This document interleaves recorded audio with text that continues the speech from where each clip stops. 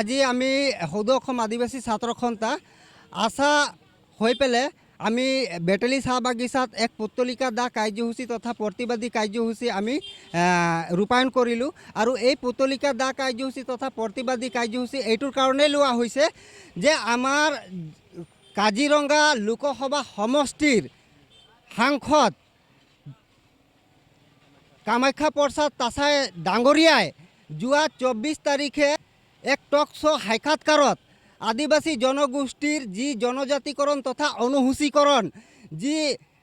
প্ৰক্ৰিয়া আছে এই প্ৰক্ৰিয়াক লৈ পেলাই তেখেতে এক বিৰূপ মন্তব্য আগবঢ়াইছে। এই বিৰূপ মন্তব্য হ'ল যে অসমৰ আদিবাসী জনগোষ্ঠীসকলৰ মাজত যি হিন্দু খ্ৰীষ্টানক যি মন্তব্য আগবঢ়ালে সেই মন্তব্য আগবঢ়োৱাক তথা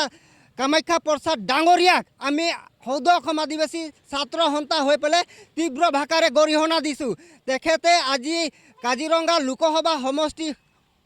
প্ৰতিনিধিত্ব কৰি পেলাই দিল্লীত গৈ কিনে তেখেতে আমাৰ জনগোষ্ঠীৰ যি জনজাতিকৰণ চাহ শ্ৰমিকৰ দৈনিক মজুৰি মাটিৰ পট্টা সেই বিষয়ে নকৈ তেখেতে মিডিয়াৰ আগত তেখেতে নিউজৰ আগত আমাৰ আদিবাসী জনগোষ্ঠীক যি ভাগ ভাগ কৰাৰ যি ষড়যন্ত্ৰ